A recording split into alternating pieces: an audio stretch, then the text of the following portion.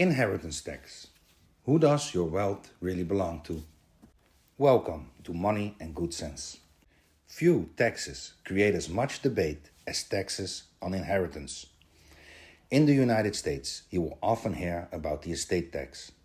In other countries, inheritance itself may be taxed when someone receives it. The systems are different, but the debate behind them is remarkably similar.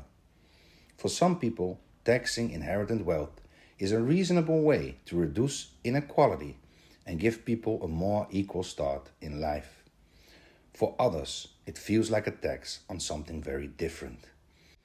Parents trying to provide for their children. Why do people see this issue so differently? And what is this debate really about? Perhaps the real question is not how much inheritance should be taxed. Perhaps the real question is, who does wealth actually belong to? The responsibility of parents. Almost everyone agrees that parents have a responsibility to care for their children. That is not simply a cultural tradition.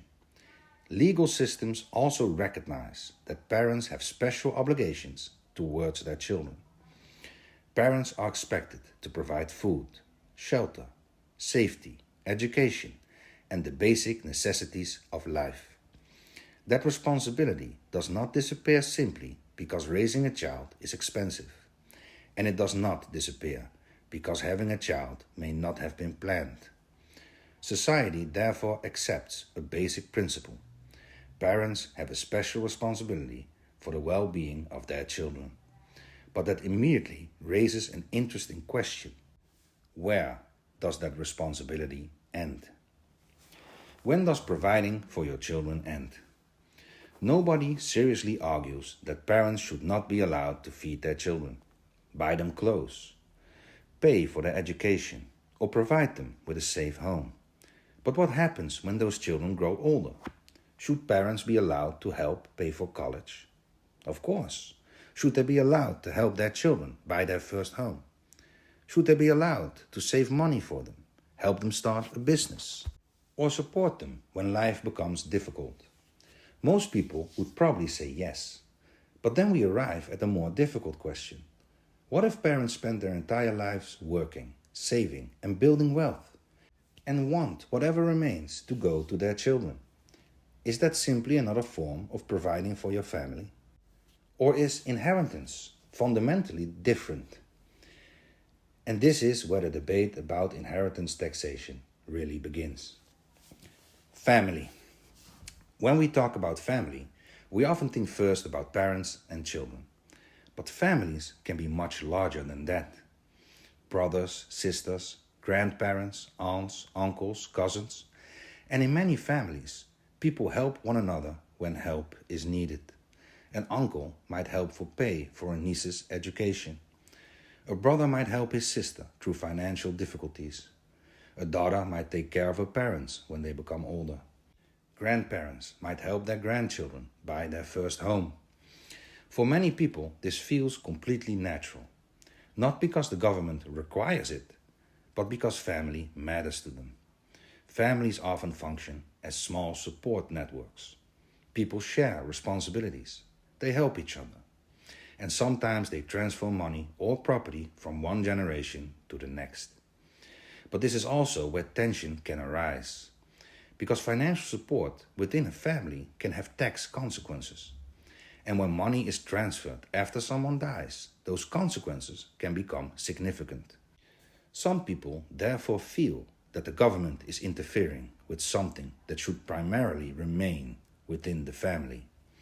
Others see exactly the same transfer very differently. They see inherited wealth as an economic advantage that someone receives without having earned it personally. And that brings us to two very different ways of looking at societies. Two different views of society. People do not simply disagree about tax. They often disagree about something much deeper. They disagree about how society itself should be understood. Some people primarily see society as a collection of individuals. Every person is born as an individual. And ideally, everyone should have something close to an equal opportunity to succeed.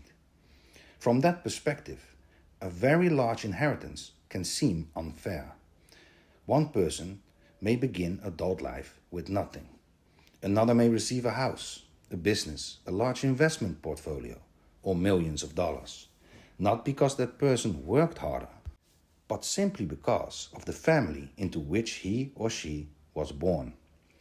From this perspective, taxing large inheritances can be seen as a way of reducing advantages that have nothing to do with someone's own achievements.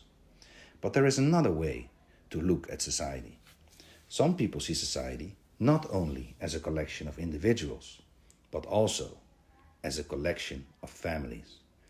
Parents may work for decades not only to improve their own lives, but to create a better future for their children. They save, they invest, they build businesses, they buy homes, and they sometimes make sacrifice precisely because they want the next generation to have opportunities they themselves did not have. Brothers and sisters help one another. Grandparents help their grandchildren. Children eventually help aging parents. From this perspective, wealth does not always feel purely individual. It can also be something built and preserved across generations. And from that point of view, inheritance tax can feel very different. Instead of correcting an unfair advantage, they can feel like government interference in the ability of families to provide for one another. Neither perspectives begins with the tax itself. They begin with two different ideas about society. But what is fair? And that leads us to an uncomfortable question. What does fairness actually mean? Many people consider it unfair when someone receives a major financial advantage from wealthy parents. And there is an understandable argument behind that. A child did nothing to earn wealthy parents. But a child also does not choose his health, his intelligence, his talents, his personality, the country in which he is born, the neighborhood in which he grew up, or whether he grows up in a stable and supportive family. Some people are born with enormous advantages.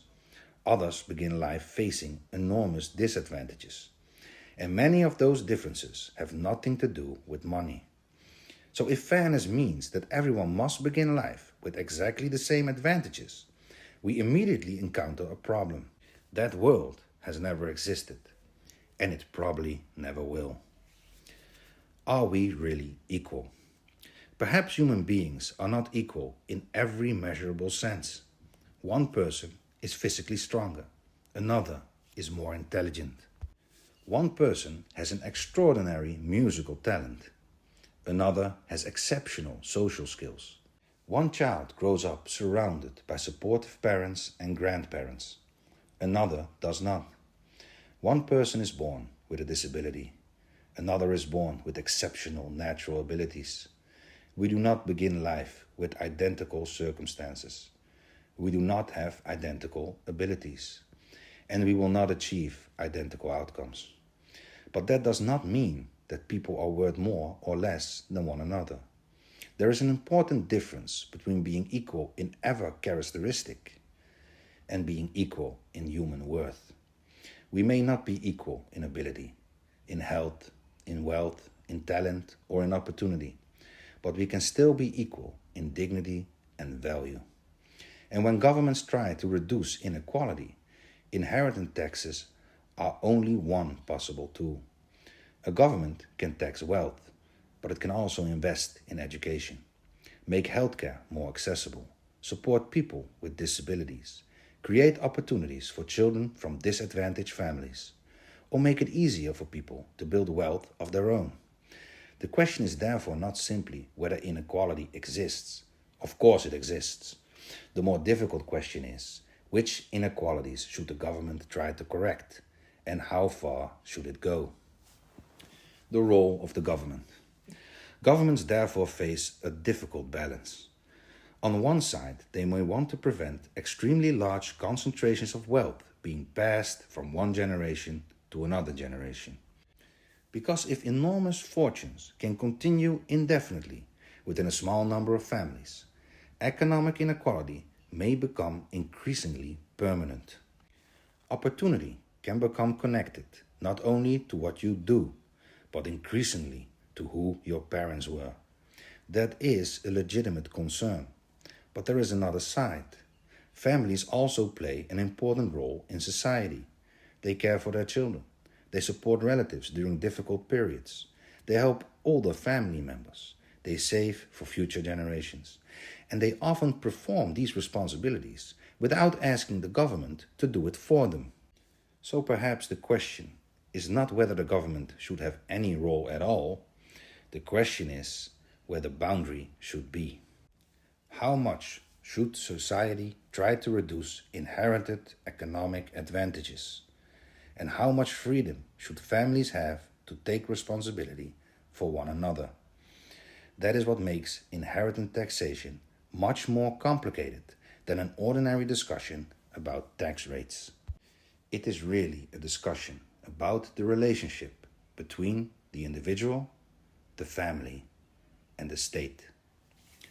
My view. Personally, I do not see society only as a collection of individuals. I also see it as a collection of families. I believe parents have a moral responsibility to care for their children. And I do not believe that responsibility necessarily ends at the moment a child becomes an adult. Parents may want to help their children with education, housing, financial problems, or simply give them opportunities they themselves never had. And I think there is value in that. I also believe this principle extends beyond parents and children. Brothers, sisters, grandparents, aunts, uncles, and children who want to care for their aging parents. When family members voluntarily take responsibility for one another, I believe society should generally give them room to do so. Not because everyone begins life equally. We clearly do not. We differ in health, talent, intelligence, opportunity, luck, and in the families into which we are born. But I believe we are equal in human worth.